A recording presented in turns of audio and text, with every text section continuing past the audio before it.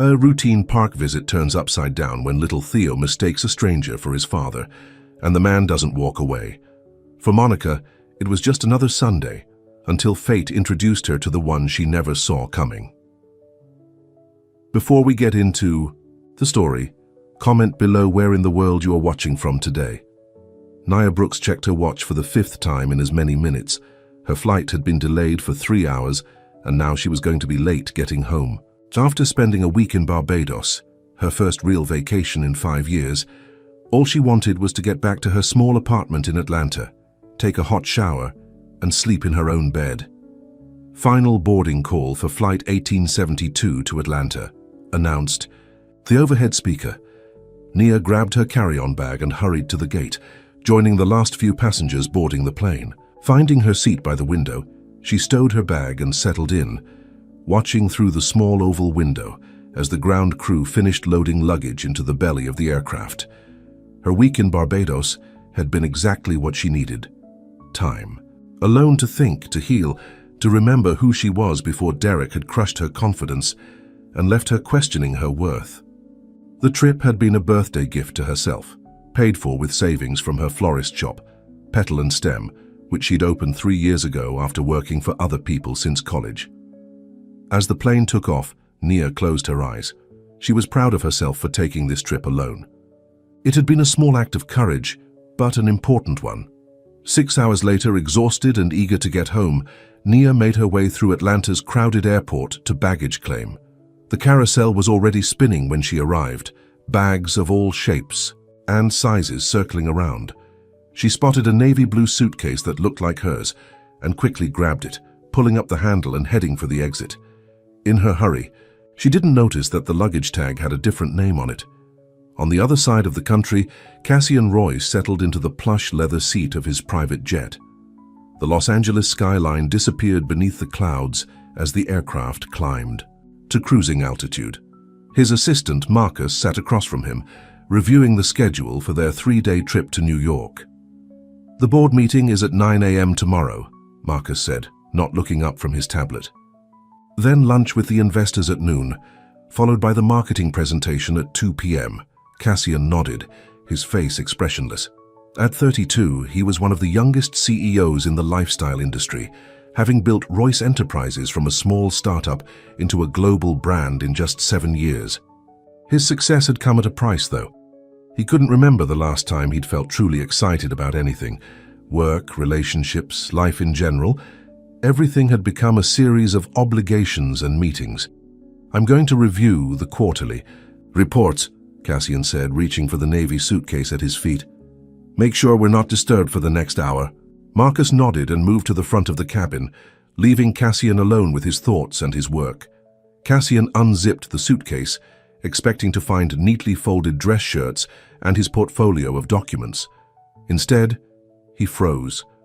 This wasn't his suitcase.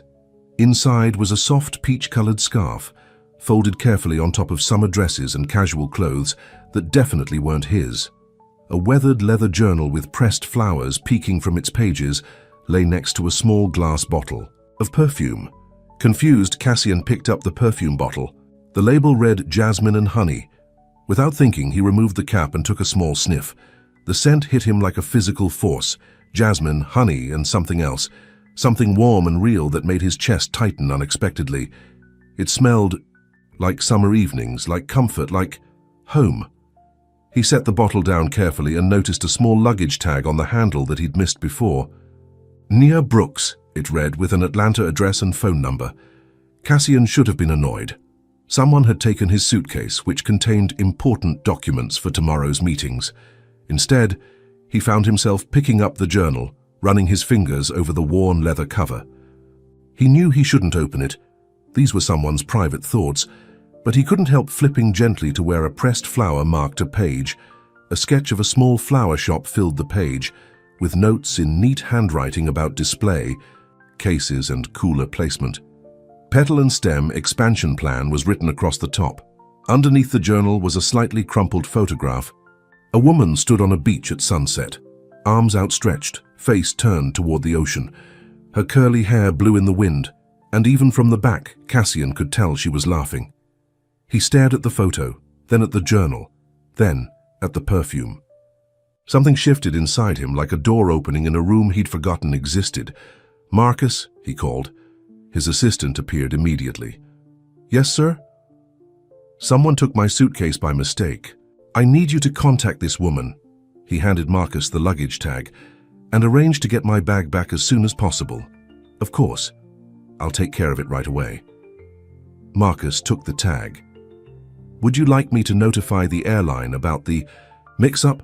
"No," Cassian said more sharply than he intended. "Just contact her directly."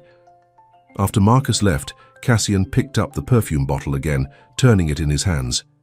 He shouldn't care about the woman who owned these things. She was just a stranger who had inconvenienced him. And yet, he uncapped the bottle again and breathed in the scent of jasmine and honey. Nia arrived home dragging her suitcase up the stairs to her second-floor apartment. She kicked off her shoes at the door and pulled the suitcase to her bedroom. Too tired to unpack. Tomorrow would be soon enough. Right now, she just needed a shower and sleep. 3 hours later, she woke up feeling refreshed. Stretching, she decided to unpack before heading to her shop to check on things.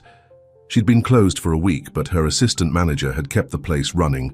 Still, Nia was eager to get back to her flowers. She unzipped the suitcase and froze. These weren't her clothes. Instead of her summer dresses and casual wear, she found men's dress shirts, expensive suits, and a portfolio of business documents. "Oh no," she whispered, frantically searching for any identification. She found a business card tucked into the portfolio. Cassian Royce, CEO, Royce Enterprises. Nia's heart sank. She'd taken the wrong suitcase.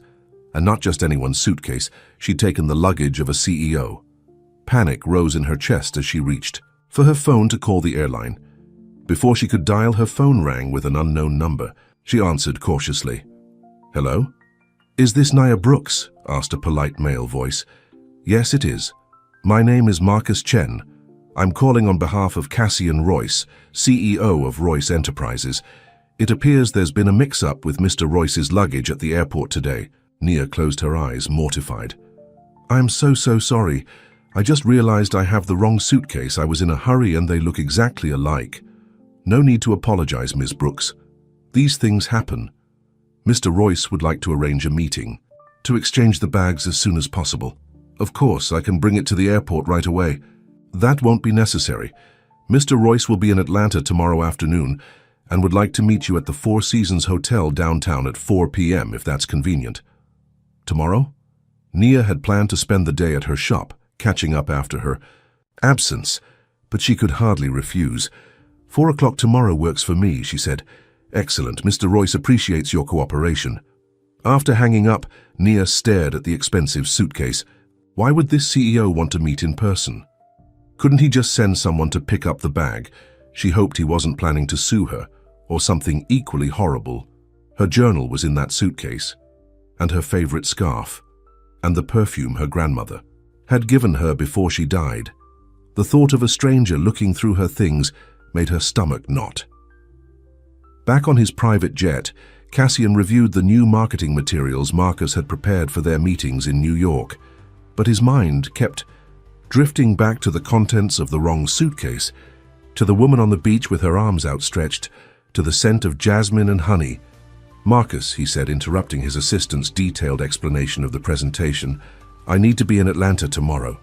Marcus blinked. "Atlanta? But the board meeting, reschedule it, and the investor lunch. We're flying to Atlanta after the marketing presentation." "May I ask why?" Cassian hesitated. He wasn't entirely sure himself. "The suitcase situation. I want to handle it personally." Marcus looked surprised but quickly recovered. "Of course, I've already arranged a meeting with Ms. Brooks at the Four Seasons at 4 p.m. tomorrow." "Good," Cassian said, turning back to the marketing materials. But he wasn't seeing the glossy photos and carefully crafted text. He was seeing pressed flowers and a journal full of dreams. He was remembering what it felt like to be moved by something, by someone. The next day, Nia stood nervously in the elegant lobby of the Four Seasons Hotel, Cassian Royce's navy suitcase at her side. She'd dressed carefully in her most professional outfit, a simple blue dress with a cardigan. but still felt out of place among the wealthy guests and polished staff. At exactly 4 p.m., the elevator doors opened, and a man stepped out. Naya recognized him immediately from the photos she'd found online last night. Cassian Royce was tall with dark hair and sharp features that made him look stern and unapproachable. He wore a perfectly tailored grey suit that probably cost more than 3 months of her rent. He scanned the lobby, his eyes landing on her. For a moment, he seemed to freeze. Then he walked directly toward her, followed by a man she assumed was his assistant. "Ms. Brooks?" Cassian asked, his voice deeper than she expected. "Yes," she said, forcing a smile despite her nerves. "Mr. Royce, I'm so sorry about the mix-up. I was in a hurry, and the bags look identical and—" "It's fine," he interrupted, but not unkindly. His eyes were fixed on her face with an intensity that made her words trail off. "These things happen." An awkward silence fell between them. Nia gestured to the suitcase beside her. "Well, here's your bag. Everything should be exactly as it was." "Thank you." He nodded to his assistant, who stepped forward to take the suitcase. "And I have yours." The assistant produced her navy suitcase, setting it down beside her. "I hope nothing was damaged," Cassian said, still watching her with that strange intensity. "I'm sure it's fine," Nia replied, wondering why he was looking at her that way. Did she have something on her face? "Again, I'm really sorry about the trouble." "No trouble," he said. Then, unexpectedly, "Would you join me for coffee, to make up for the inconvenience I've caused you?" Nia blinked in surprise. "The inconvenience you've caused me?" A slight smile touched his lips. "You had to come all the way downtown to meet a stranger, when you probably had better things to do today." She couldn't argue with that, though she was puzzled by his request. Why would Cassian Royce, Billionaire CEO, want to have coffee with her? Sure," she said. "Coffee would be nice." "Good." He turned to his assistant. "Marcus, take the bags up to the suite. Ms. Brooks and I will be in the lobby lounge." Marcus nodded and disappeared with both suitcases, leaving Nia alone with Cassian. "This way," he said, gesturing toward the elegant lounge area. As they walked, Nia caught a whiff of his cologne, expensive and subtle, nothing like Derek's overpowering, scent that had always given her a headache. They sat at a quiet table in the corner. A server appeared almost instantly to take their order. "Just black coffee for me," Cassian said. "Green tea with honey, please," Nia ordered. When the server left, Cassian leaned forward slightly. "So, Ms. Brooks—" "Nia, please," she interrupted. "Ms. Brooks makes me feel like I'm in trouble." That slight smile appeared again. "Nia, tell me about yourself." The directness of the question caught her off guard. "There's not much to tell. I own a small flower shop in Inman Park. I just got back from my first vacation in years." "Barbados," he said. Nia tensed. "How did you know that?" Cassian hesitated, looking almost embarrassed. "Your luggage tag had a Barbados sticker on it." "Oh, right." She relaxed slightly. "It was beautiful there, peaceful. And the flower shop, petal and stem?" Now she was definitely suspicious. "You looked through my things." It wasn't a question, but he answered anyway. "I saw the journal. I apologize. I was trying to figure out whose bag I had." Nia should have been angry, but something in his expression stopped her. He didn't look like an arrogant CEO right now. He looked like someone who had found something unexpected and wasn't quite sure what to do with it. Their drinks arrived, giving Nia a moment to gather her thoughts. She added honey to her tea, stirring slowly. "Yes, I own Petal and Stem," she finally said. "It's small, but it's mine. I opened it 3 years ago." "And the expansion plans?" She looked up sharply. "You read my journal." "Just the page that was marked," he admitted. "I'm sorry, that was invasive." It was, but Nia found herself answering anyway. "I'm hoping to expand next year. Add a small cafe section, if I can get the financing." Cassian took a sip of his coffee, his eyes never leaving her face. "It's a good idea." "Flowers and coffee complement each other." "They do," she agreed, studying him curiously. "But I doubt you asked me for coffee to discuss my business plans." "No," he said simply. "Then, your perfume." "My perfume." "Jasmine and honey. It's unusual." Nia felt herself blush. "It was my grandmother's recipe," She used to make it herself. After she died, I found someone who could recreate it for me." "It's beautiful," Cassian said quietly. Something in his voice made Nia look up and meet his gaze. Directly for the first time, what she saw there surprised her. Not the cold calculation she'd expected from a businessman, but something warmer, something almost vulnerable. "Thank you," she said softly. They sat in silence for a moment, the busy hotel lobby fading into the background. "I have a proposition." "For you," Cassian finally said. "Royce Enterprises is launching a new line of home products next month. We're looking for someone to consult on floral designs for our catalogs and displays." Nia set down her tea. "And you're offering this to me? A stranger whose bag you accidentally took?" "I've seen your work," he said. "The pressed flowers in your journal, the designs for your shop. You have talent." She should say no. This made no sense. And yet, "I'd need to know more details," she said cautiously. "Of course." Cassian pulled out a business card and handed it to her. "Think about it. Call me when you decide." Their fingers brushed as she took the card, and something like an electric current passed between them. Nia pulled her hand back quickly. Cassian stood. "Thank you for the coffee, Nia Brooks, and for returning my suitcase." "Thank you for returning mine," she replied, still confused by everything that had just happened. As he walked away, Nia stared down at the business card in her hand. What had just happened? And why did she have the strange feeling that her life had just changed in some fundamental way? Outside the hotel, she opened her suitcase to check that everything was there.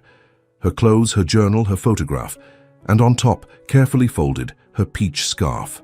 She picked it up and held it to her nose. It smelled faintly of his cologne. "I've written part 1 of The Scent of Her, following your guidelines." The story introduces Nia Brooks and Cassian Royce, establishing their initial meeting through the suitcase mix-up.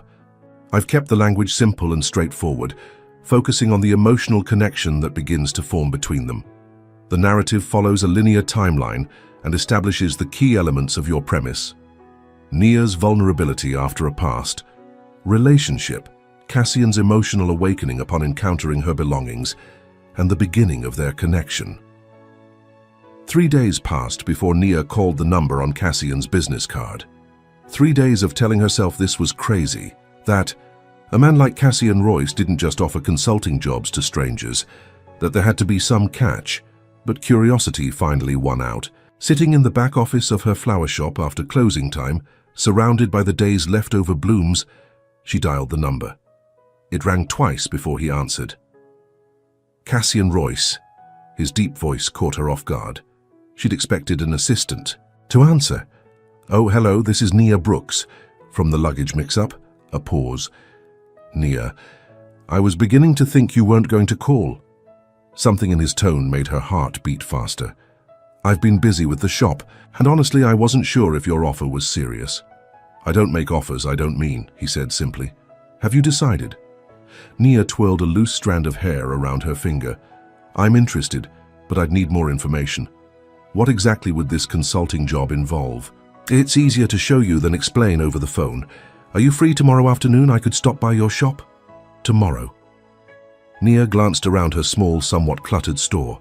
It wasn't fancy like the places someone like him probably visited, but it was hers and she was proud of it. "Yes, I'm free after 3. The shop closes at 6. I'll be there at 4, he said. "And Nia?" "Yes?" "Thank you for calling." After hanging up, Nia sat motionless, staring at her phone. Why did she feel like she'd just agreed to something much bigger than a business meeting? The next day, Nia found herself cleaning the already clean shop, rearranging displays, and fussing, with her appearance more than usual. She'd changed outfits twice before settling on a simple green dress that brought out the gold flecks in her brown eyes. At exactly 4 o'clock, the bell above the door chimed. Cassian Royce stepped into Petal and Stem, and the small space suddenly seemed even smaller. He was dressed more casually than when she'd seen him at the hotel, in dark jeans and a grey button-down shirt, with the sleeves rolled up to reveal strong forearms. Without a suit jacket and tie, he looked less like a CEO and more like a man. A very handsome man who was currently scanning her shop with intense interest. "Welcome to Petal and Stem," Nia said. wiping suddenly damp palms on her dress. Cassian's eyes found hers and a small smile softened his features. It's exactly as I imagined from your sketch. She felt an unexpected warmth spread through her chest at the idea that he had imagined her shop. Thank you. It's small, but I've put everything I have into it. It shows. He moved around the space, examining the displays of fresh flowers, the vintage cabinet she'd repurposed as a display case, the hand-painted signs. You have a gift for creating spaces that feel like home. The way he said that last word, almost like it was unfamiliar on his tongue, made Nia curious. Would you like something to drink? I have water, tea. Water is fine, thank you, Nia went to the small refrigerator behind the counter and retrieved 2 bottles of water. When she turned around, Cassian was studying a bouquet of wildflowers. These aren't like the arrangements in the front window, he observed as she handed him the water. No, she agreed. Those are more traditional. These are what I call honest flowers. Honest flowers? Nia smiled, relaxing a little as she talked about what she loved. They're not perfect, they're a little wild, a little unexpected, but that's what makes them beautiful. At least that's what I think. Cassian touched one of the blooms gently. I agree. For a moment they stood in silence, the late afternoon sun streaming through the windows, casting golden light across the shop. So, Nia finally said, about this consulting position. Cassian set down his water bottle and pulled out his phone. Royce Enterprises is launching a new home goods line next month. Candles, linens, decorative items. We want to incorporate floral elements in our marketing, but our current team is producing work that feels... He paused, searching for the right word. Artificial? Nia suggested. His eyes met hers and something passed between them, a moment of understanding. Exactly. I want something real, something that makes people feel something when they see it. He showed her photos of the current designs, sleek, perfect, and utterly soulless. They're technically good, Nia said diplomatically, but they lack warmth. That's what I've been trying to tell my marketing department. Cassian put away his phone. I'd like you to redesign our floral elements for the campaign, create arrangements that tell a story, that feel honest, as you put it. Nia's mind was already racing with ideas, but caution held her back. I don't have experience with corporate campaigns. That's exactly why I want you. You haven't been trained to create what's expected. You create what feels right. The conviction in his voice was flattering, but still Nia hesitated. I'd have to continue running my shop. I can't just drop everything. Of course, this would be part-time consulting. You'd work directly with me, no committees, no corporate red tape. Directly with you. That wasn't what Nia had expected. Don't you have more important things to do than oversee a floral design consultant? Something flickered in his eyes. Amusement, perhaps. I make time for things that matter. Before Nia could process what that might mean, the bell above the door chimed again. A middle-aged woman entered, glancing curiously between Nia and Cassian. Hello, Mrs. Patterson, Nia greeted her regular customer. Your weekly arrangement is ready. As Nia helped Mrs. Patterson, she was acutely aware of Cassian moving around her shop, examining everything with those observant eyes. When Mrs. Patterson left with her flowers, he was standing by the small desk in the corner, looking at a framed photo. Is this your grandmother? He asked. Nia joined him, surprised. Yes. How did you know? You have the same smile. He set the frame down carefully. She's the one who made the perfume? Yes. She taught me everything I know about flowers. She believed they speak a language all their own. Nia touched the frame gently. She died 3 years ago, just before I opened this place. I'm sorry, Cassian said quietly. He seemed about to say more, but instead asked, Have you decided about the consulting position? Nia took a deep breath. Every practical part of her said this was too strange, too sudden, but something else, something deeper, was pulling her toward this opportunity. Toward him. Yes, she said. I'll do it. The smile that spread across his face transformed him completely. For a moment, Nia glimpsed what Cassian Royce might look like if he smiled more often. Good, he said. We can start next week. I'll have Marcus draw up a contract. "I have one condition," Nia said, surprising herself with her boldness. Cassian raised an eyebrow. "And that is?" "Tell me why you really offered me this job. It wasn't just because you saw my pressed flowers." For a long moment, Cassian was silent, his expression unreadable. Then he picked up his water bottle, took a sip, and set it down deliberately. "When I opened your suitcase," he finally said, "I found something I didn't know I was looking for." "What was that?" His eyes met hers, direct and honest. "A reminder that there are still things in this world that can surprise me, move me." He gestured around the shop. "You've created something real here, Nia, something honest. That's rare in my world." The simple truth in his words took her breath away. "Thank you," she said softly. Cassian nodded once, then glanced at his watch. "I should go. I have a dinner meeting." "Of course." Nia walked him to the door, suddenly aware of how much taller he was, how his presence filled her small shop in a way that should have been intimidating, but somehow wasn't. At the door, he turned to face her. "I'll have Marcus send you the details. Tomorrow." "Okay." He hesitated, then added, "The perfume, the jasmine and honey. Do you wear it often?" The unexpected question made Nia blush. "Sometimes, when I want to remember her." Cassian nodded, a slight smile touching his lips. "It suits you." And then he was gone, leaving Nia standing in her doorway, wondering what had just happened and why she couldn't stop smiling. The following week passed in a blur. Nia received a contract offering far more money than she'd expected for her consulting services. She signed it after having her friend Lisa, who worked at a law firm, look it over. "This is legit," Lisa had said, sounding surprised. "But Nia, how did you meet Cassian Royce? He's like seriously rich and powerful. We just ran into each other," Nia replied, unwilling to explain the whole story. Now, as she entered the sleek downtown building that housed Royce Enterprises' Atlanta offices, Nia felt out of place, in her simple dress and cardigan. The receptionist, however, greeted her warmly. "Ms. Brooks, Mr. Royce is expecting you. Take the elevator to the top floor." The elevator ride gave Nia time to question her decision again. What was she doing here? She knew nothing about corporate marketing. And the way she'd been thinking about Cassian since their meeting at her shop, that was just asking for trouble. The doors opened directly into a large, airy office with floor-to-ceiling windows overlooking the city. Cassian stood by the windows, his back to her, phone to his ear. He turned at the sound of the elevator. "I'll call you back," he said into the phone, then ended the call. "Nia, thank you for coming." "This is quite an office," she said, taking in the minimalist furniture and spectacular view. "It serves its purpose." He gestured to a large table covered with samples, candles, fabric swatches, photographs. "These are the products for the new line. I thought you could get a feel for them before starting on the floral designs." For the next 2 hours, they worked side by side, Cassian explaining the concept behind each product, Nia offering suggestions for floral elements that would complement them. She was surprised by how easily they fell into a rhythm, how he listened to her ideas with genuine interest. "You're not what I expected," she admitted as they took a break. "What did you expect?"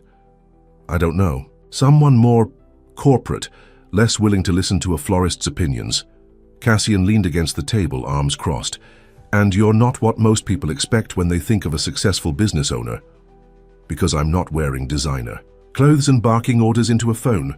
A smile touched his lips. "Because you care about the beauty of what you create, not just the profit it generates." Coming from anyone else, it might have sounded like a line, but Cassian said it simply, as a statement of fact.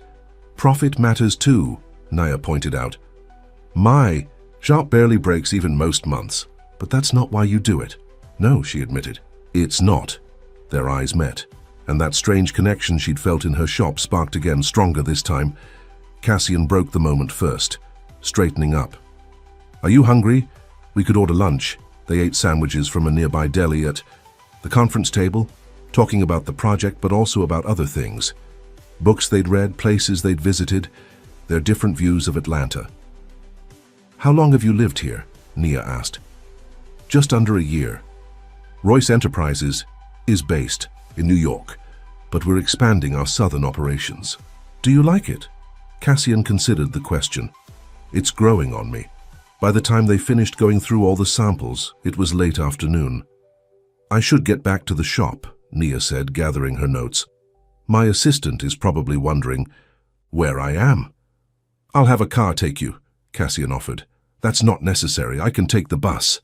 It's no trouble. Nia recognized the gentle stubbornness in his tone and gave in. All right, thank you. As they waited for the elevator, Cassian said, I'd like to see your initial design concepts by next week, if possible. I can do that.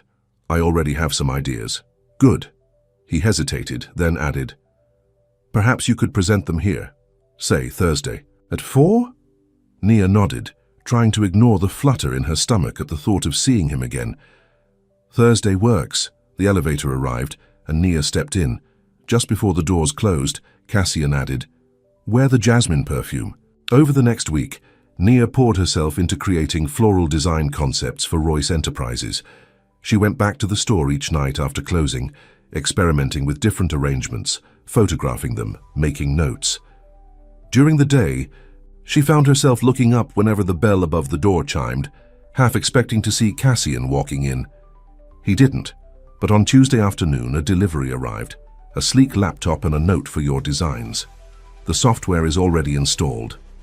Senior called him immediately. You didn't need to do this. The contract includes necessary equipment, he replied, and I want to see your work exactly as you envision it, not limited by outdated technology. She wanted to argue, but couldn't deny that her ancient computer at the shop had been frustrating her. Thank you, but I'm adding it to the project inventory. It goes back when we're done. If you insist, he said, and she could hear the smile in his voice. By Thursday, Nia had created 5 distinct floral concepts for the campaign. She dressed carefully for her presentation, choosing a blue dress that Lisa had once told her brought out her eyes. And after a moment's hesitation, she dabbed a few drops of her grandmother's jasmine and honey perfume on her wrists and neck. The receptionist seemed to be expecting her this time. Go right up, Ms. Brooks. Mr. Royce is waiting. When the doors opened, Nia was surprised to find not just Cassian but 3 other people in the office, 2 men and a woman, all in expensive suits, all looking at her with curious expressions. Nia, Cassian greeted her, coming forward. He was back to his CEO persona in a perfectly tailored dark suit. Thank you for coming. I'd like you to meet some of our marketing team. Nia shook hands with each of them, trying not to show her nervousness. This wasn't what she'd expected. Mr. Royce has told us about your unique approach, said the woman, who'd been introduced as Victoria. We're eager to see your concepts. Nia set up her presentation on the large screen, grateful for the new laptop that made everything look professional. As she talked through her designs, she kept her focus on the work, not on the 4 pairs of eyes watching her. When she finished, there was a moment of silence. Well, said one of the men. Richard, she remembered. It's certainly different from our usual approach. It's exactly what we need, Cassian said firmly. Fresh, authentic, memorable. The production costs for these types of arrangements, the other man began, are within budget, Cassian cut him off. I've reviewed the numbers. Victoria was studying one of the images. I like the wildflower concept for the linen collection. It feels nostalgic, but not in a dated way. Nia relaxed slightly. That's what I was going for. Something that feels familiar but still fresh. The discussion continued, with Richard raising objections that Cassian smoothly countered, and Victoria offering constructive suggestions that Nia appreciated. By the end, it was clear that Cassian's opinion was the one that mattered, and he was firmly in favor of Nia's designs. We'll go with concepts 1, 3, and 5, he announced. Nia, can you have detailed specifications ready by next week? Yes, she said, relieved that at least some of her ideas had been approved. After the marketing team left, Cassian closed the door behind them and turned to Nia.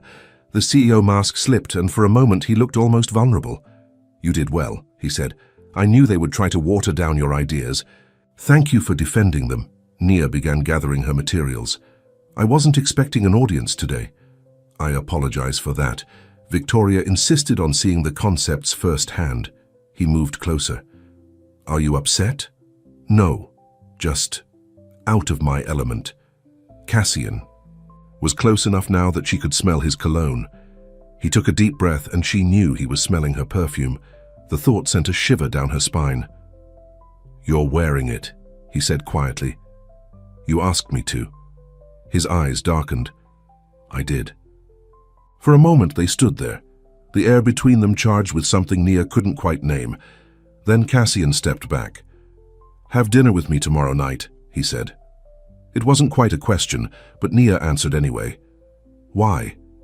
The directness of her response seemed to surprise him. Because I want to spend time with you, away from work. Nia should say no. Getting personally involved with a client, especially one like Cassian Royce, was a bad idea. He probably dated models and socialites, not small-town florists with struggling businesses. Just dinner, he added as if sensing her hesitation. Nothing more. Nia looked up at him at the unexpected uncertainty in his expression. This powerful man who commanded rooms full of executives was waiting for her answer with what looked almost like nervousness. Okay, she said. Just dinner. The smile that lit up his face was worth the risk. Cassian sent a car for her the next evening.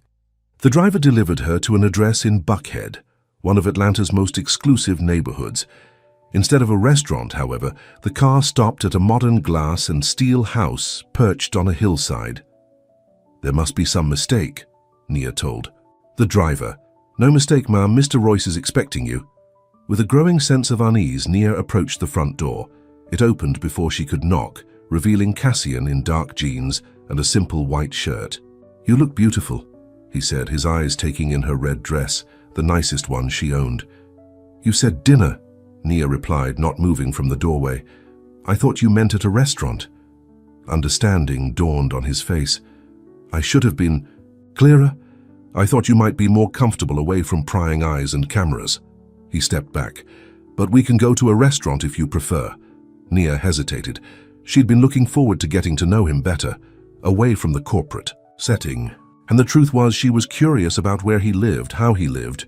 No, this is fine, she decided, stepping inside. But next time, be more specific. Next time, he repeated, a smile playing at his lips. I liked the sound of that.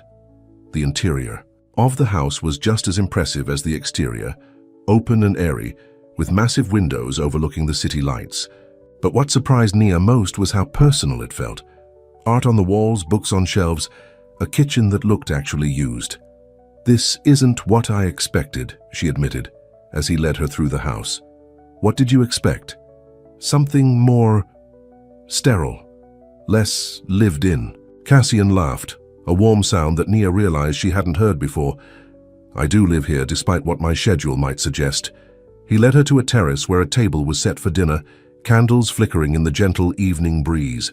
The view of Atlanta spread out below them was breathtaking. Did you cook? Nia asked, genuinely curious. I did. He pulled out a chair for her. Don't look so surprised.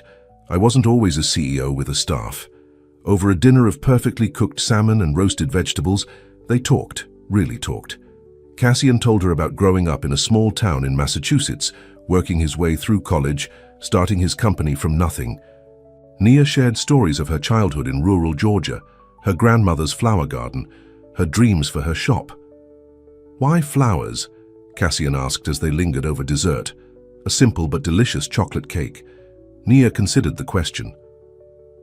They're honest. They bloom, they fade, they return again. There's a rhythm to them, a purpose, and they bring joy to people. She smiled. My grandmother used to say that flowers speak when words fail. Your grandmother sounds like a wise woman. She was. Nia took a sip of wine. Your turn. Why build a lifestyle empire? What drives you? Cassian was quiet for a moment, swirling, the wine in his glass. Initially, proving I could, making something from nothing. He set the glass down. Now? I'm not sure anymore. The admission surprised her. You've built an incredible company, isn't that enough? It should be. His eyes met hers across the table.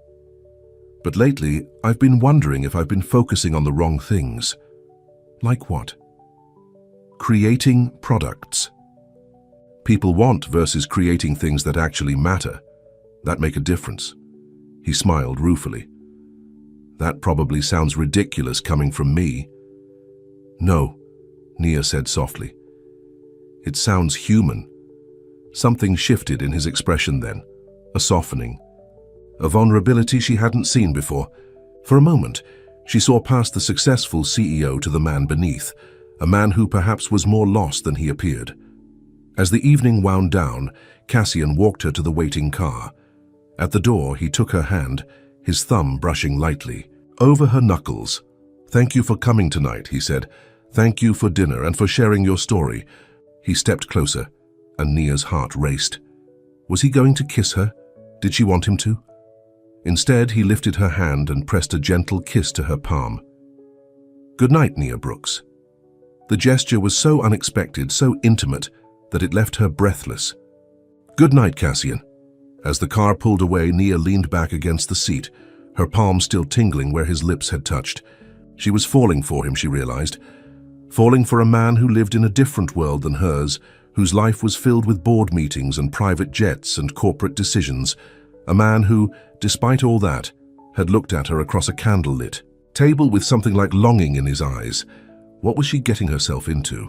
I've written part 2 of The Scent of Her, continuing to develop the relationship between Nia and Cassian. In this part, we see their professional relationship begin as Cassian brings Nia on as a consultant, and then watch as that relationship starts to evolve into something more personal during their dinner at his home. The narrative maintains the simple, straightforward language while focusing on the emotional connection growing between them. I've included key scenes that show both characters beginning to open up to each other, while also establishing the different worlds they come from. Over the next 2 weeks, Nia's life fell into a new pattern.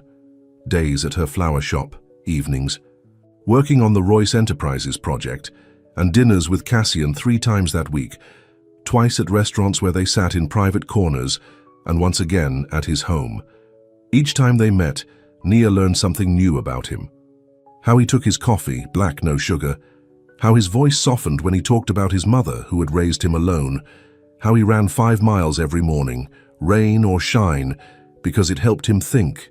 And each time she felt herself falling, a little more for this complex man, who seemed equally fascinated by her simple life. "You're different when you're not at the office," she told him, as they walked through Piedmont Park one Sunday afternoon, coffee cups in hand. "Different how?" he asked. "More relaxed, more real." Cassian considered this. Being CEO requires a certain persona. People expect it. And what about with me? Is that a persona too? He stopped walking and turned to face her. "No, Nia, never with you." The sincerity in his eyes made her heart skip. She wanted to believe him, but doubt still nagged at her. Men like Cassian didn't usually fall for women like her. There had to be a catch. "The photo in your suitcase," he said suddenly. "The one of you on the beach, you looked happy." "I was," Nia admitted. "It was my first morning in Barbados. I'd never seen the Caribbean before. It was freeing." "Who took it?" "A woman I met at the hotel. She saw me standing there and offered." Cassian nodded, seeming pleased by her answer, though Nia wasn't sure why he'd asked. They continued walking, close but not touching, until Cassian's phone rang. He frowned at the screen. "I need to take this. It's Marcus." "Excuse me." Nia wandered, a few steps away, giving him privacy. She watched families playing frisbee, couples holding hands, dogs chasing balls, normal Sunday things. This, walking in the park with a billionaire CEO, was not normal. Yet somehow, it felt right. Cassian rejoined her, looking apologetic. "I'm sorry, but I need to go. There's an issue with the Tokyo office. On a Sunday, business doesn't respect weekends." He hesitated. "I'd like to see you again. Tomorrow?" Tomorrow was Monday, her one day off when the shop was closed. "I have errands to run. I'll come with you," Nia laughed. "You want to help me buy potting soil and groceries?" "Yes," he said simply. And that was how Cassian Royce, CEO of a global lifestyle brand, ended up pushing a cart through a garden supply store the next day, dressed in jeans and a baseball cap in a futile attempt at anonymity. "People are staring," Nia whispered as they examined bags of soil. "Let them," he replied, adding a £40 bag to their cart with ease. Later, at the grocery store, he insisted on cooking dinner for her that night. "At your place," he added. "I want to see where you live." Naya hesitated. Her apartment was small and simple, nothing like his sleek modern house. But she was curious what he would think of her space. "All right," she agreed. "But don't expect much." Her apartment was on the second floor of a converted Victorian house in a modest neighborhood. As she unlocked the door, Nia felt suddenly self-conscious. It's not much, but it's home. Cassian stepped inside, taking in the cozy living room with its mismatched furniture, the small kitchen with plants on every windowsill, the walls covered with framed botanical prints and photographs. "It's perfect," he said, and the wonder in his voice was genuine. "It feels like you." Relief washed over her. "Thank you." While Cassian cooked, a simple pasta dish that smelled amazing, Nia set the small table in her kitchen nook. The domesticity of the scene struck her. This powerful man, sleeves rolled up, stirring sauce in her tiny kitchen, looked more relaxed than she'd ever seen him. "Where did you learn to cook?" she asked, pouring wine into glasses she'd borrowed from Lisa for the occasion. "My mother taught me the basics. Then in college I worked in a restaurant kitchen to make extra money." He tasted the sauce, added a pinch of salt. "I find it relaxing, like you with your flowers." Dinner was delicious, the conversation easy. Afterward, they moved to her small sofa, wine glasses in hand. Cassian looked around her living room again, his eyes landing on a photograph of Nia with an older woman. "Your grandmother?" Nia nodded. "That was taken the day I signed the lease for the shop. She was so proud. She should be. You've built something special. It's just a small flower shop." "It's more than that," Cassian said earnestly. "It's a place where you share your passion with others, where you make people's lives better, even in a small way." He set down his wine glass. "That matters, Nia, more than you know." The intensity in his voice made her look up. He was watching her with those dark eyes that seemed to see right through her. "Why me, Cassian?" she asked softly. "Of all the women in Atlanta, in the world, why are you sitting in my apartment on a Monday night?" He was quiet for a long moment, then, "Because when I opened your suitcase and smelled your perfume, something happened." His voice was low, almost confessional. "For the first time in years, I felt awake. Awake. Like I'd been sleepwalking through my life, and suddenly someone had shaken me awake." He moved closer on the sofa. "The success, the money, the power, none of it matters if you can't feel anything, and you, Nia Brooks, made me feel something." Her heart was pounding now. "What did you feel?" Instead of answering, Cassian reached out, his hand cupping her cheek. Slowly giving her time to pull away, he leaned forward and kissed her. The kiss was gentle at first, a question. When Nia answered by sliding her fingers into his hair, it deepened, becoming more urgent. His arms wrapped around her, pulling her closer, and she melted into him, all her doubts temporarily forgotten. When they finally broke apart, both breathing hard, Cassian rested his forehead against hers. "That," he whispered. "I felt that. That gay." Next morning, Nia woke with a smile on her face. Cassian had left late the night before, after hours of talking and more kisses that left her dizzy. He'd been a gentleman, not presuming to stay the night, though the look in his eyes had told her he wanted to. "I want to do this right," he'd said at the door, his hands framing her face. "You're not a passing interest, Nia." Now, humming to herself, she dressed for the day. The shop was closed, but she had a meeting with Cassian and the marketing team to finalize the floral designs for the campaign. Her phone buzzed with a text message. "Car will pick you up at 10. Can't wait to see you."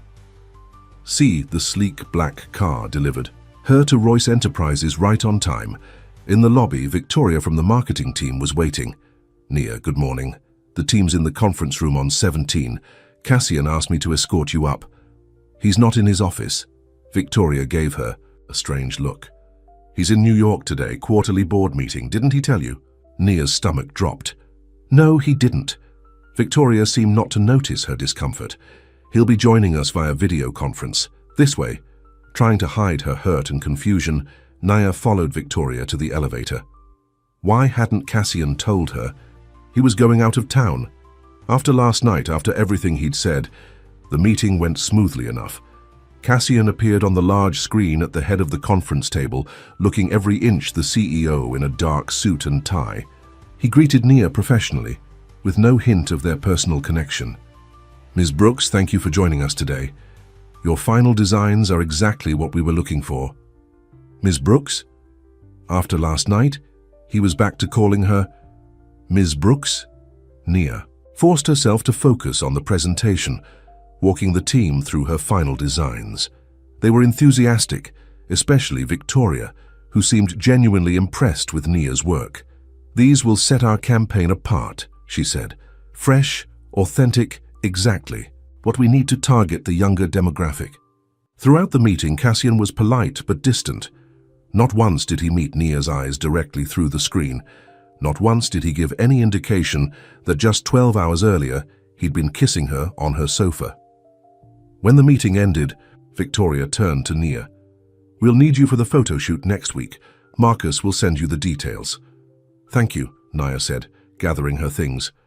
"Is Cassian, Mr. Royce, still on the line?" "No, he had another meeting." Victoria checked her watch. "He'll be back in Atlanta on Friday." Friday, 3 days away. Nia nodded, trying to hide her disappointment. "I see. Thank you for the information." Outside the building, Nia checked her phone. No messages from Cassian. No explanation for his coldness during the meeting, or for not telling her he was leaving town. Maybe last night hadn't meant as much to him as it had to her. Maybe this was just how men like him operated, all intense focus on one thing, until something more important came along. Or maybe it was all business after all, despite what he'd said. 2 days passed with no word from Cassian. Nia threw herself into her work at the shop, trying not to check her phone every 5 minutes. Lisa stopped by on Wednesday afternoon, immediately sensing something was wrong. "Okay, Spill," she said, leaning against the counter. "You look like someone stole your favorite plant," Nia sighed. "It's nothing, just man troubles." Lisa's eyebrows shot up. "Man troubles? You? Who is he and what did he do?" "No one important," Nia lied, arranging a bouquet with more force than necessary. "And he didn't do anything, that's the problem." "Ah," Lisa nodded knowingly. "The disappearing act, classic jerk move." "He didn't exactly disappear. He's in New York for business. And he couldn't send a text? It's 2025, not 1995. Nia shrugged, not wanting to admit how much Cassian's silence had hurt her. "It's fine. I shouldn't have expected anything different." "From whom?" Lisa pressed. "You still haven't told me who this mystery man is." Before Nia could formulate a vague answer, the shop door opened. A delivery man entered carrying a large, flat box. "Delivery for Nia Brooks," he announced. Curious, Nia signed for the package and set it on the counter. There was no card, no indication of who had sent it. "Well, open it," Lisa urged, as curious as Nia. Inside the box, nestled in tissue paper, was a scarf. Not her peach one, but a new one in a soft shade of blue that matched her eyes exactly. And beneath it, a handwritten note. "Nia, I'm sorry for not telling you about New York. Board meetings are scheduled months in advance, but that's no excuse. I should have told you. I've been in back-to-back meetings since arriving, but that's no excuse either. I miss you. I miss your scent. I miss your honesty. I'll be back Friday evening. Will you have dinner with me?" Cassian Nia read the note, twice her heart fluttering. "Holy shit," Lisa whispered, reading over her shoulder. "Cassian? As in Cassian Royce? That's your mystery man." Nia snatched the note away. "It's not what you think." "It's exactly what I think. You're dating Cassian freaking Royce." Lisa's eyes were wide with shock. "How did this happen? When did this happen? And why didn't you tell me?" "Because it's new and complicated, and I'm not even sure what it is," Nia admitted, running her fingers over the soft scarf. "And I don't want to jinx it by talking about it." Lisa stared at her for a long moment. "Nia Brooks, you are full of surprises." She picked up the scarf, examining it. "This looks expensive." "It probably is." Nia took it back, folding it carefully. "Too expensive." "Are you going to have dinner with him?" Nia hesitated. The hurt of the past 2 days was still fresh, but so was the memory of Cassian's kiss, his confession that she made him feel awake. Yes, she decided, I am. Friday evening found Nia nervous as she prepared for dinner. She'd texted Cassian a simple, yes, dinner would be nice in response to his note, and he'd replied with a time and the name of a restaurant. She chose a simple black dress and, after a moment's consideration, the blue scarf he'd sent. As she dabbed jasmine and honey perfume on her wrists and neck, she tried to temper her expectations. Whatever was happening between them, it was still new and fragile. The restaurant was small and intimate, tucked away on a quiet street. When Nia arrived, Cassian was already there waiting outside. He looked tired with subtle shadows under his eyes, but his face lit up when he saw her. You're wearing the scarf, he said by way of greeting. It matches my eyes, Nia replied, not quite ready to fall back into easy familiarity. He seemed to understand her reserve. I deserve that. I handled things badly. Inside, they were led to a secluded table in the back. After they ordered, Cassian reached across the table, his hand open, inviting but not demanding. After a moment, Nia placed her hand in his. I'm not good at this, he admitted. At whatever is happening between us, my last relationship ended 2 years ago, and it was different. Different how? More transactional. More about what we could do for each other's careers than about any real connection. He squeezed her hand gently. What I feel with you is new for me. It scares me a little. His honesty disarmed her. It scares me too. Because of Derek? He asked, surprising her. How did you know about Derek? A slight flush colored Cassian's cheeks. Marcus is very thorough. When I asked him to find out who owned the suitcase, he did a basic background check. Nia pulled her hand away. You had me investigated? Not extensively, Cassian hurried to explain. Just basic public information. I was trying to understand who you were before we met. Nia wasn't sure how to feel about that. On one hand, it was an invasion of privacy. On the other hand, she'd probably have done the same if their positions were reversed. What did you find out about Derek? She asked finally. Just that you were engaged, and that he called it off a month before the wedding. Cassian's jaw tightened. And that he left Atlanta shortly after to take a job in Chicago. He didn't just call it off, Nia said, the old pain surfacing despite her best efforts. He told me I wasn't ambitious enough, that he couldn't see himself with someone who was content to just sell flowers for the rest of her life.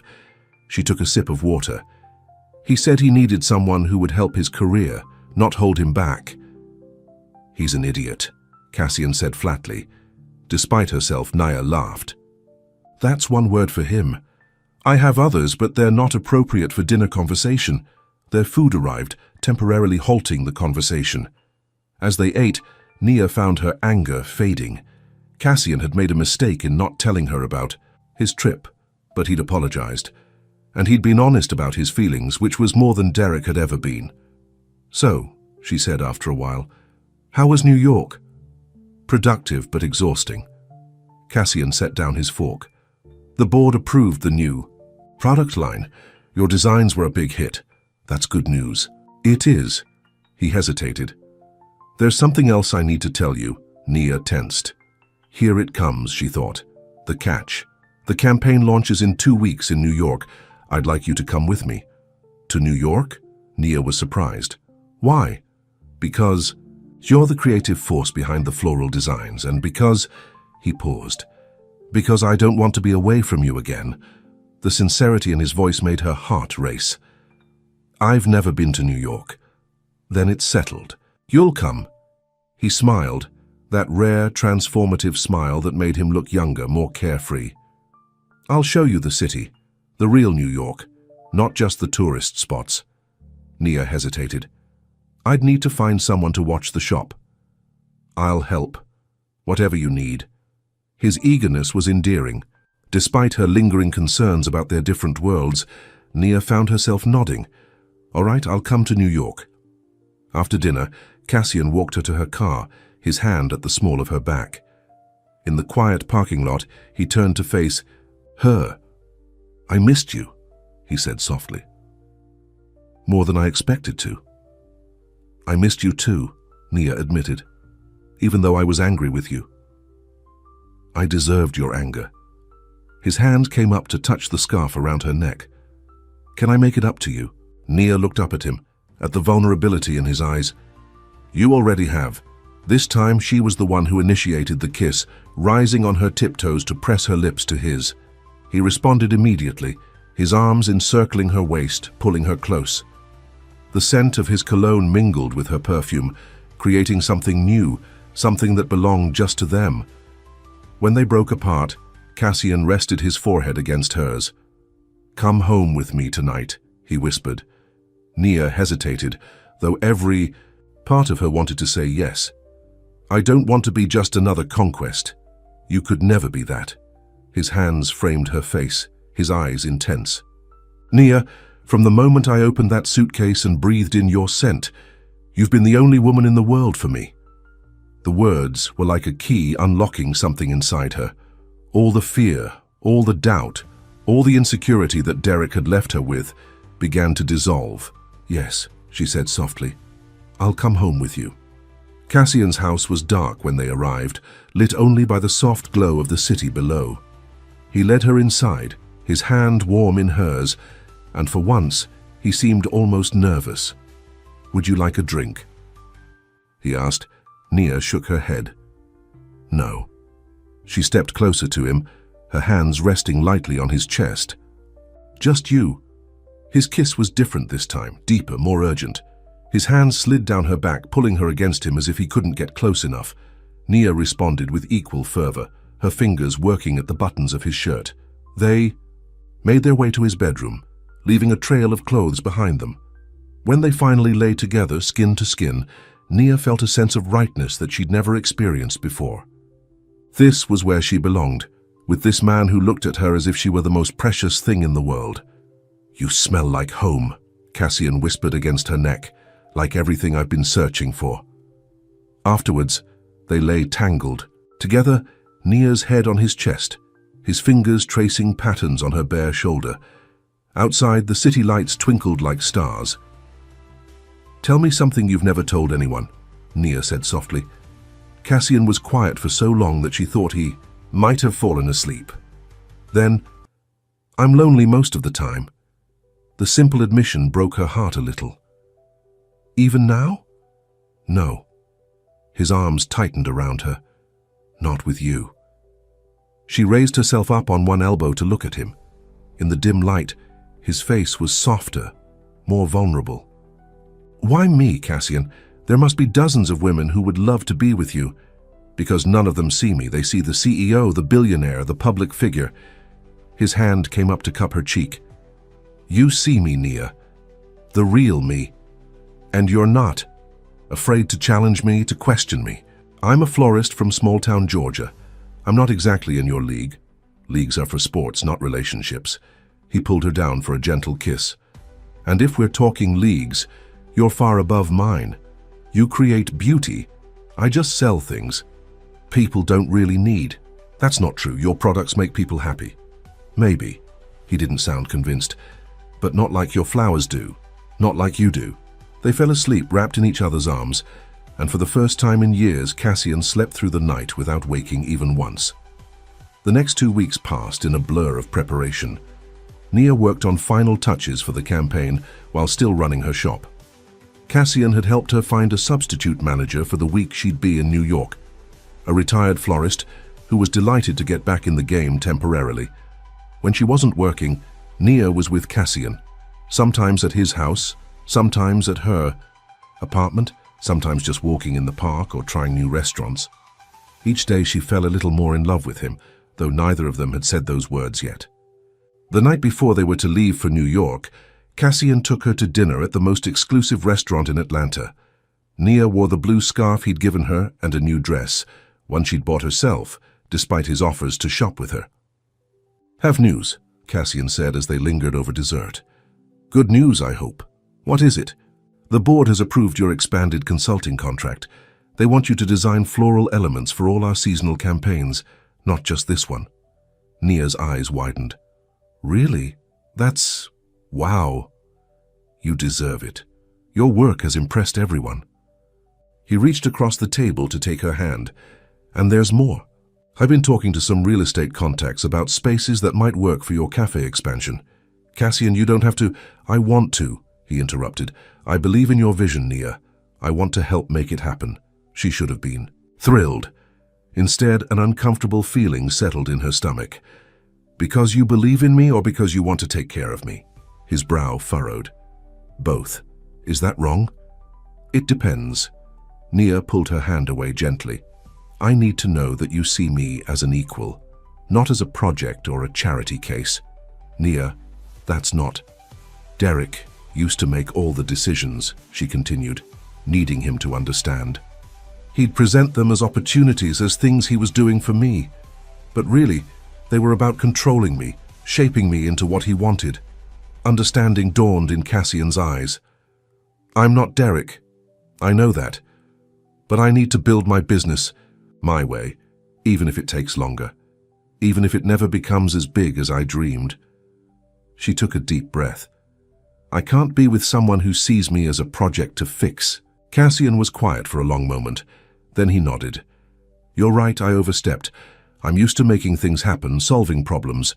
But your business isn't a problem to solve. He reached for her hand again. I'm sorry. The sincerity in his voice eased her worry. Thank you for understanding. I'm learning, he said with a small smile. Slowly maybe, but I'm learning. The tension broken, they returned to easier conversation, discussing their plans for New York. As they left the restaurant, Cassian's phone buzzed with an alert. He checked it, his expression darkening. What's wrong? Nia asked. Nothing important, just a notification from a news app.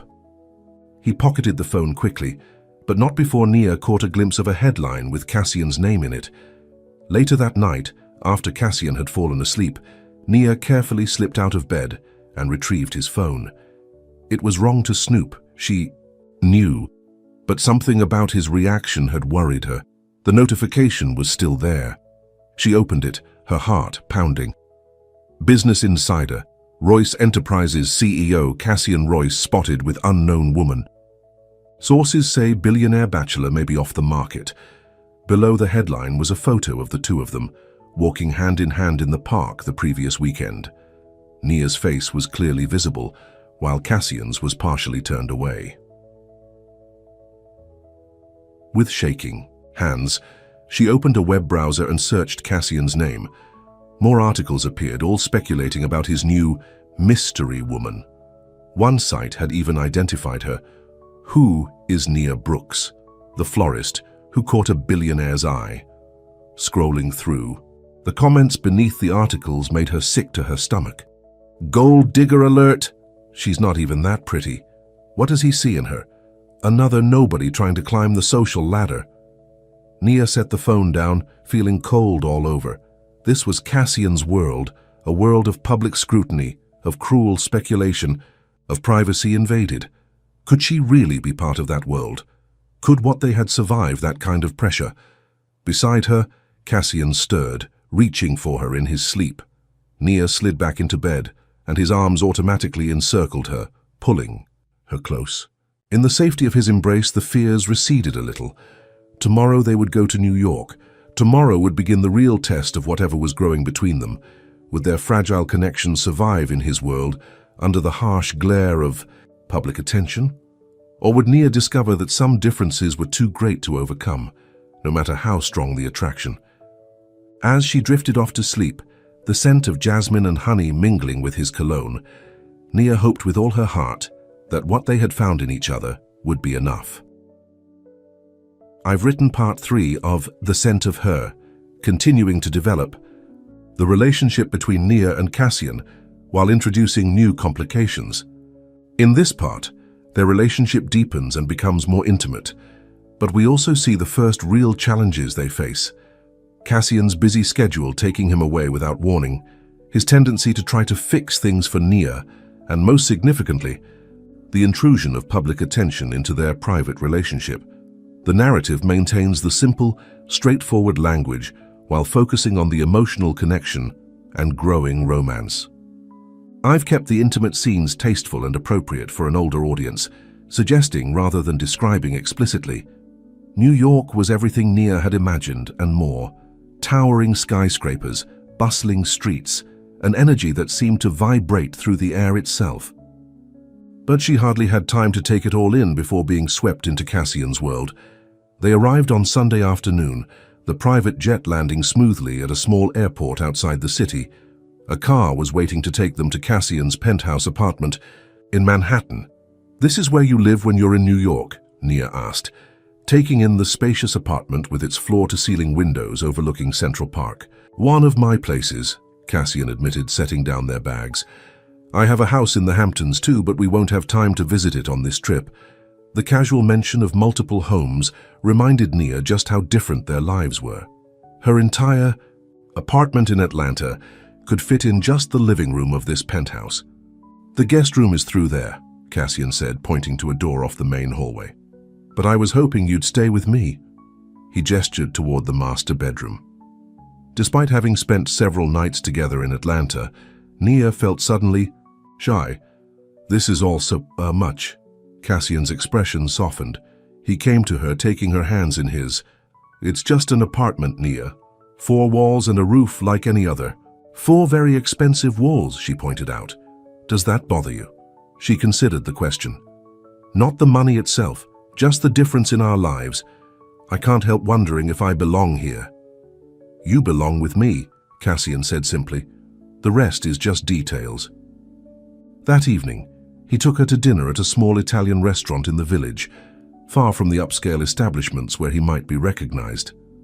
Afterward, they walked the city streets hand in hand, Cassian pointing out his favorite spots, places tourists never found. In bed that night, with the city lights twinkling through the windows, Nia felt both exhilarated and overwhelmed. Cassian held her close, his breath warm against her neck. "What are you thinking?" he asked. "That this doesn't feel real," she admitted. "Being here, with you, it's like a dream." His arms tightened around her. "If it's a dream, I don't want to. Wake up." The next morning, reality intruded in the form of Marcus, who arrived at 7 a.m. with a detailed schedule for the day. "The creative team wants to meet with Ms. Brooks at 9, he told Cassian, who was already dressed in a sharp suit despite the early hour.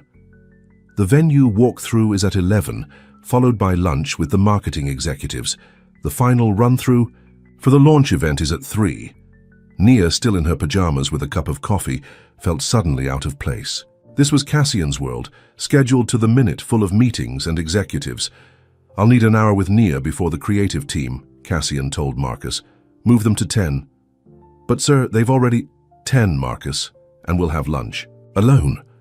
After Marcus left, looking somewhat disgruntled, Cassian turned to Nia. "I'm sorry about that. Launch weeks are always hectic."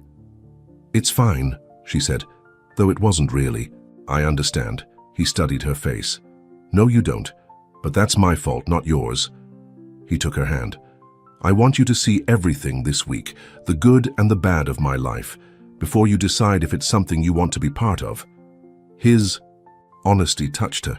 "I'm already part of it, aren't I? At least for this week.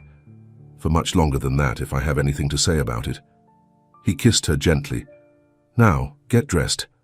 I want to show you something before our day officially begins." Hour later, they stood on the rooftop terrace of Cassian's building. The morning sun cast a golden glow over the city, and a cool breeze carried the scent of the trees from Central Park below. "This is my favorite place in the city," Cassian said. "Up here, away from everything, I can think clearly." Nia looked out over the sprawling skyline. "It's beautiful. It can be beautiful and terrible at the same time. This city has given me everything I thought I wanted." He turned to face her. "And it's taken things too." "Like what?" "Peace, simplicity, connection." His eyes met hers.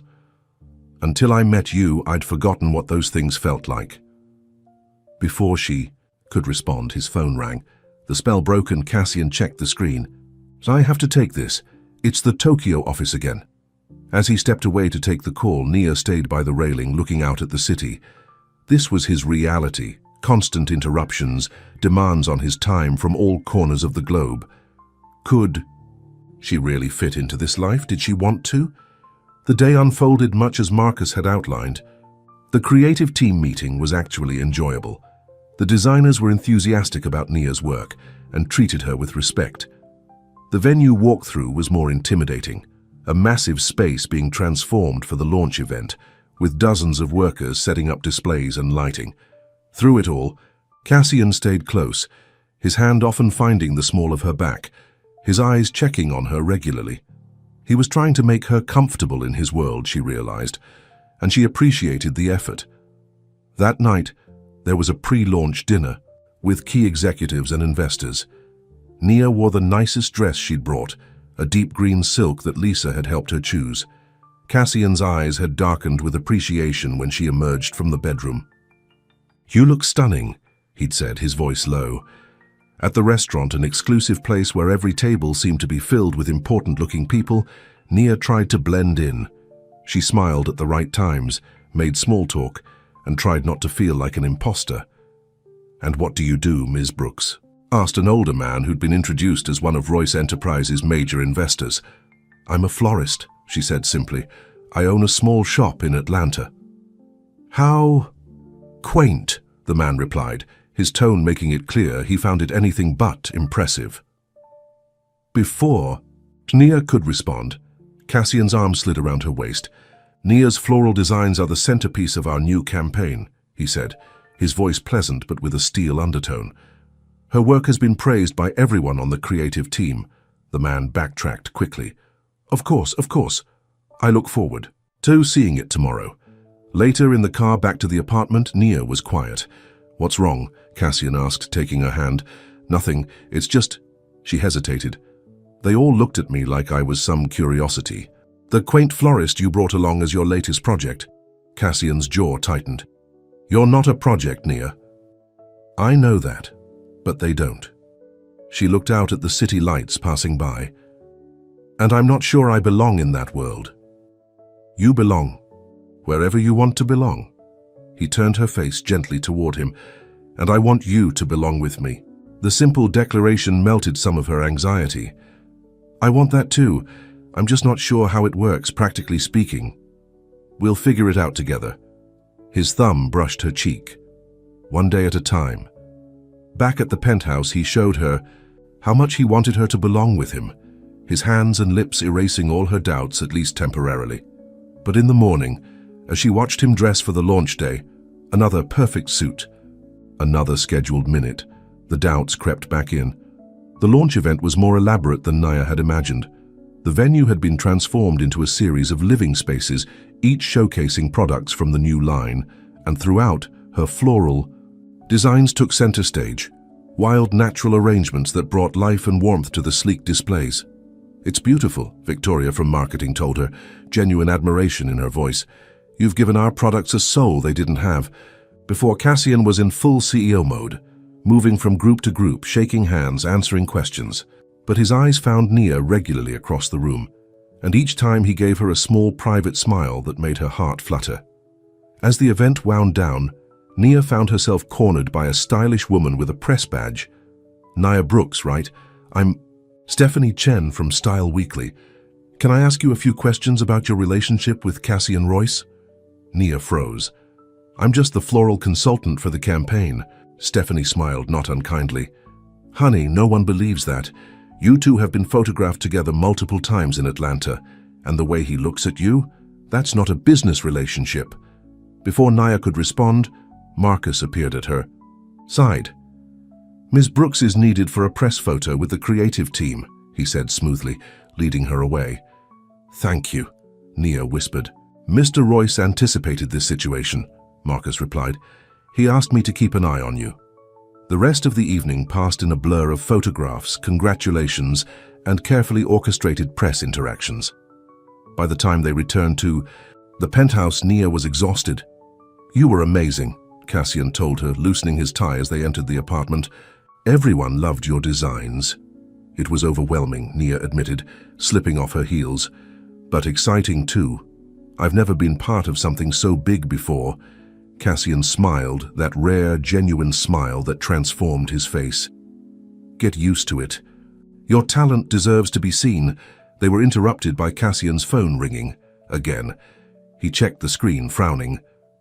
I need to take this. It's the board chairman." As he stepped into his office to take the call, Nia wandered to the windows, looking out at the city lights. This had been Cassian's life for years. Constant calls, meetings, demands on his time. And now the press was interested in their relationship. Could she really handle this? The scrutiny, the judgments, the loss of privacy? Her phone buzzed with a text from Lisa. "OMG, you're on the Society page website. Billionaire CEO's mystery woman identified." With a sinking feeling, Nia searched for the article. There she was, in a photo taken that very evening, standing next to Cassian. The caption read, "Cassian Royce with rumored girlfriend Nia Brooks, a florist from Atlanta."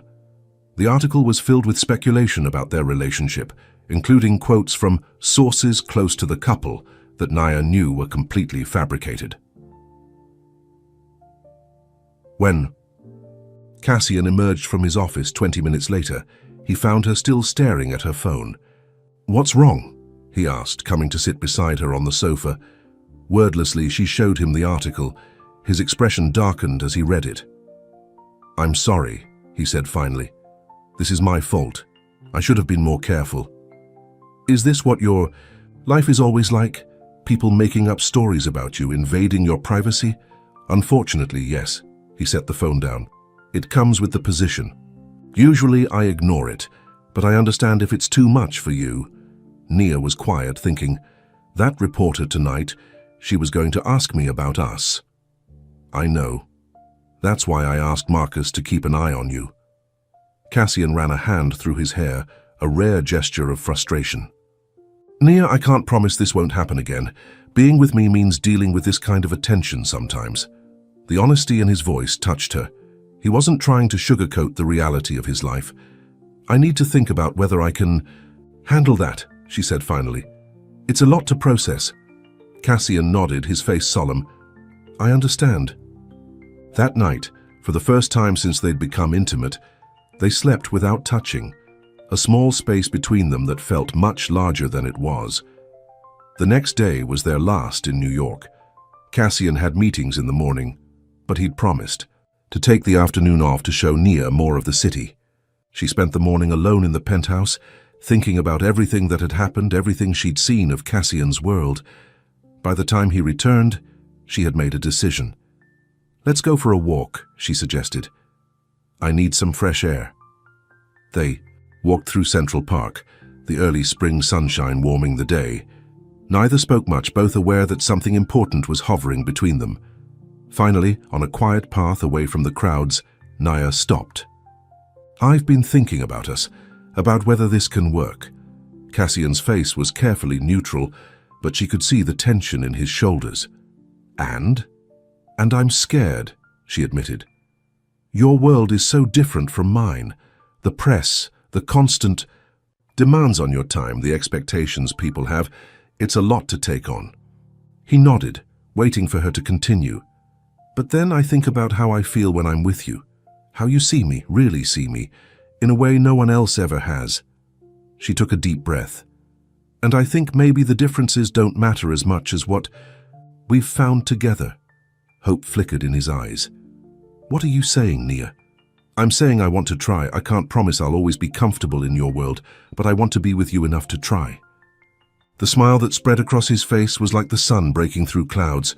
He pulled her into his arms, holding her as if she might disappear. "I've been so afraid you'd decide I wasn't worth the complications," he whispered against her hair. She said simply. "You make me feel brave, Cassian, brave enough to take this risk." He pulled back to look at her, his eyes intense.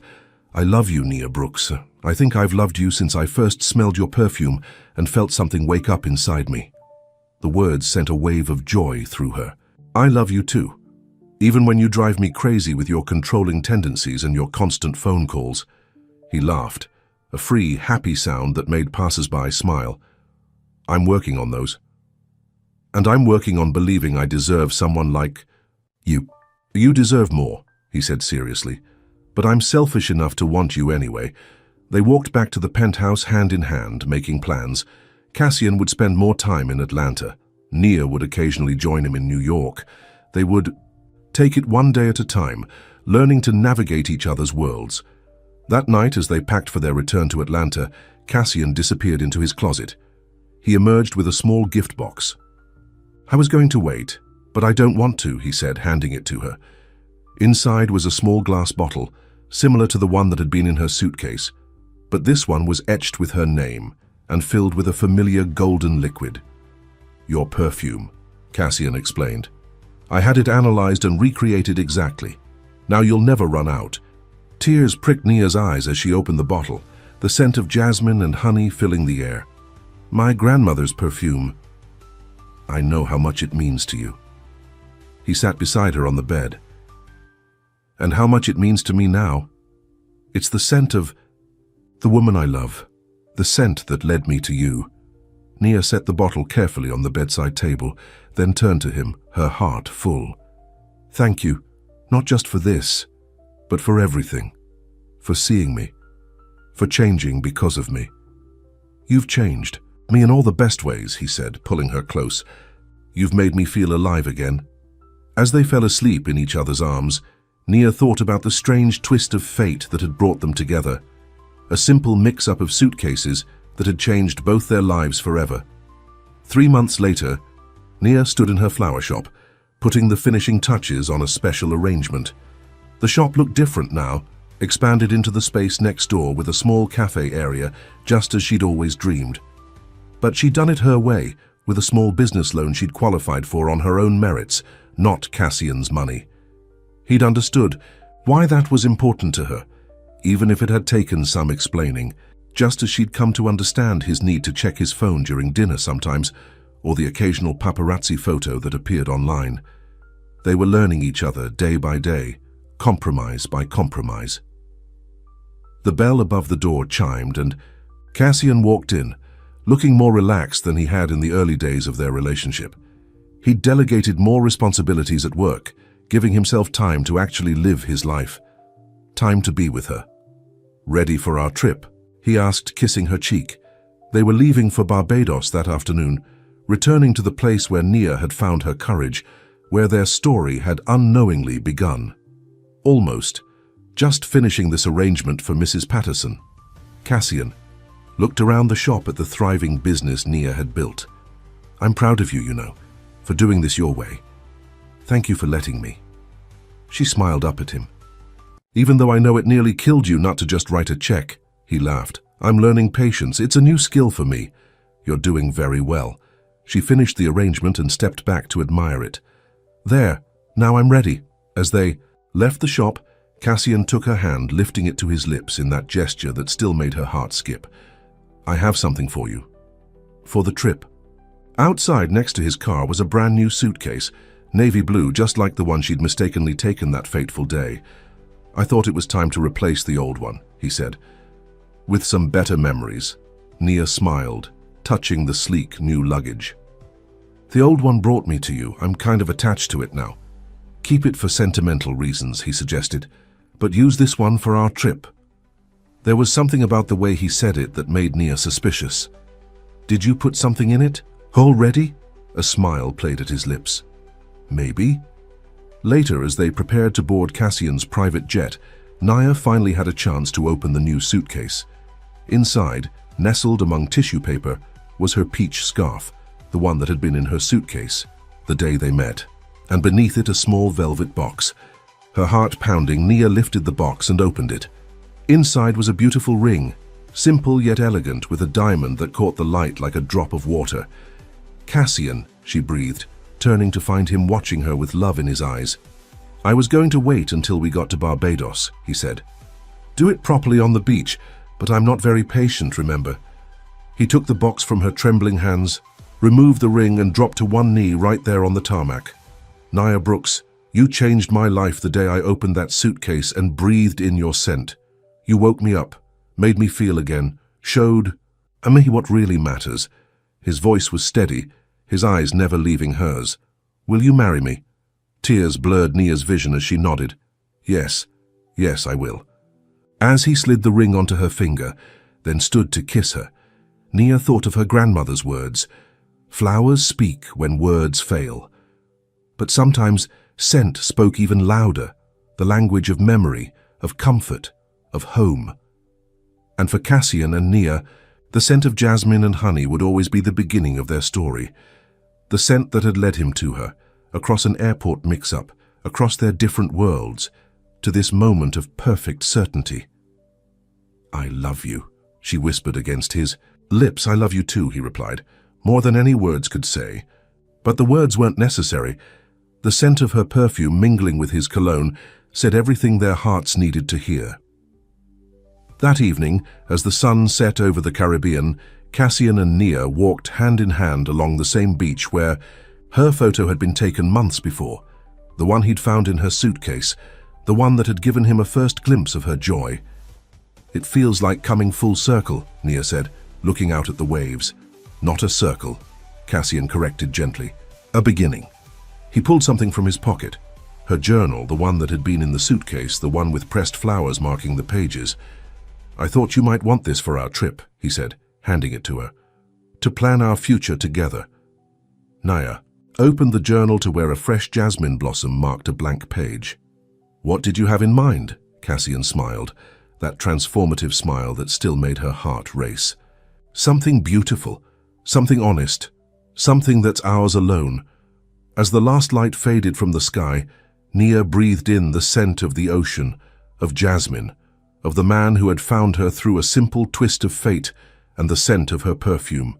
She knew with absolute certainty that whatever future they wrote in those pages would be more wonderful than either of them had ever dreamed. The end.